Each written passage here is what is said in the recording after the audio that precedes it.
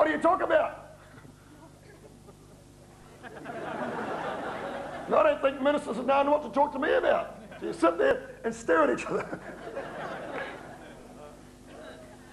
I love Jesus. He's going to break some chains off people's lives tonight. He is. He's already started. I brought a set of chains tonight.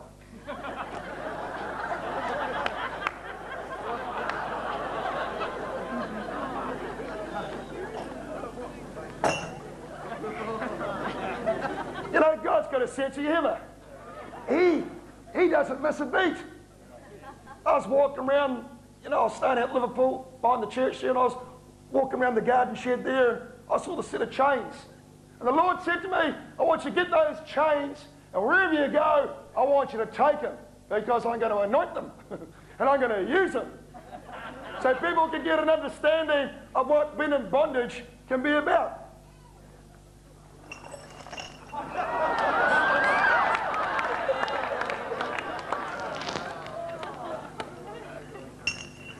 These are great chains. I mean, these are real ones.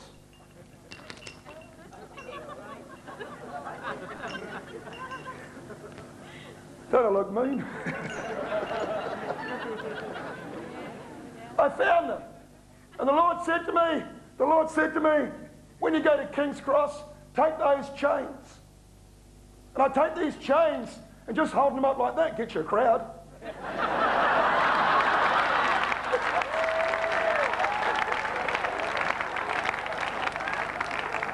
Half a King's Cross stops.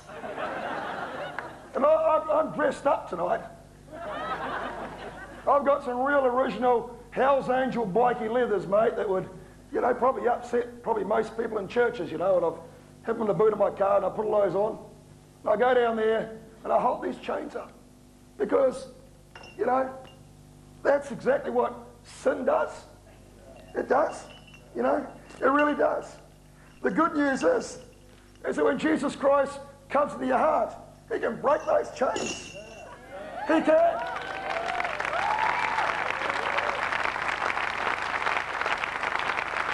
And you know how it happens? I got a sword.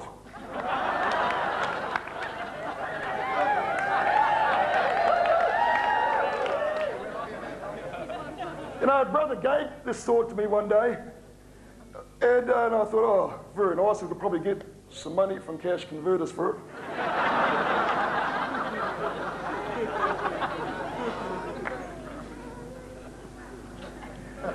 And it sat in the corner of our house for a long time there. Lord says, I've given you that sword because I want you to take that to the churches and take it out on the streets too. You've got to be careful what streets you go to. As you'll have seen in the newspapers, carrying big knives around is not very popular at the moment.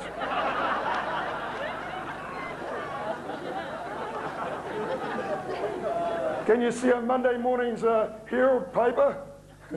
Evangelist arrested. Found with a big knife. Claimed he was out there preaching. You know what I love about this sword? It's got two sides. One side's got grace, the other side's got truth. One side cuts, the other side heals. But the sword is used to draw blood of the enemy Satan. Amen. It is. I was in prison for a number of years.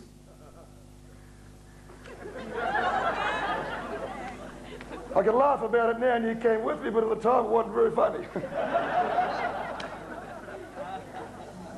I get people come up to me and they like me. Well, most do. Because they say, oh, you wouldn't have liked me before as a Christian. But when I was a teenager, I spent 5.5 years of my life in and out of prisons. So, rejection was a major attitude that I had. I grew up with a family that was dysfunctional. I grew up with parents that didn't know Jesus. And I grew up in an atmosphere where it was riddled with violence. And so when I was a little boy growing up there, I never knew what it meant to have me father, me dad put his arms around me and say, son, I love you. And if little boys don't get to hear those words, I love you, they'll go out into the streets to look for it. And that's exactly what I did. And I drifted into the streets, and I developed a negative attitude on life. And I became a street kid, and I became rebellious. And I started to mix with other kids out there who had the same problems. And it wasn't very long until I got arrested many times for breaking into shops, stealing cars. And I can remember being put in the police station one day, and the policeman said to me, if you don't change, you'll spend the rest of your life in these places. You know, Jesus is wonderful. I've been telling this testimony now for 16 years, 3 months. I don't have a lot of messages.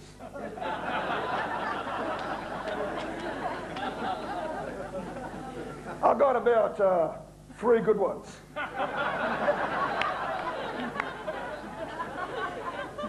But I'm not stupid. It's just that I never stay in a church long enough really to do anything with half of them. But it doesn't matter. It doesn't matter. What I love about the body of Christ is different. We're all different. It's fantastic.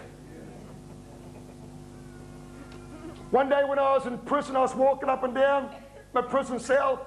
I was locked up 23 and a half hours of the day, sometimes 24 hours of the day, when my mattress was taken off at 5 o'clock in the morning and I got it back at 8 o'clock at night. That's rejection. Where you're hauled out of your cell, stripped naked, and put up against a brick wall, and you got 4 grown men, prison wardens, looking at all your private parts. How do you feel about yourself? It'd be like any of you ladies. If you're having a shower at 11 o'clock at night, and someone come and ripped the curtain off and started pervert at you, you would feel invaded. That would leave a mark on your life. I was marked for years. But oh, I love Jesus, because I tell you what, when I got saved in 1981, he made my past be past the last. He is so awesome. He is so wonderful. Hallelujah. He really, really is. He is so amazing. He is.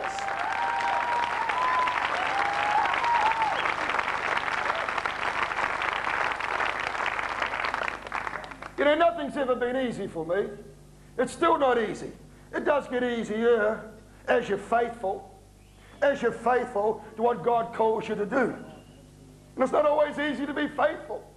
Because to be faithful means to walk on the water. It means to pay a price.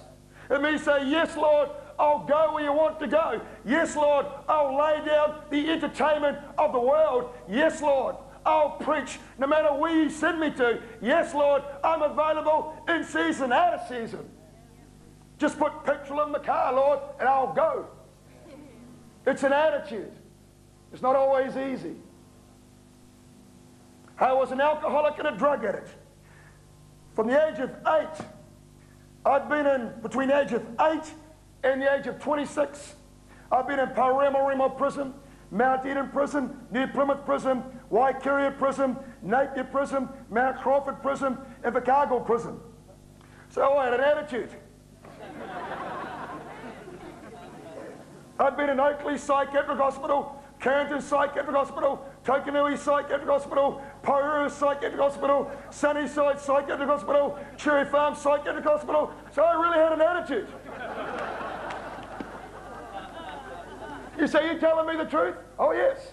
When I got married, I knew it was going to be dangerous. Say, why? Because I wasn't normal. But God had called me to be a minister, to be an evangelist.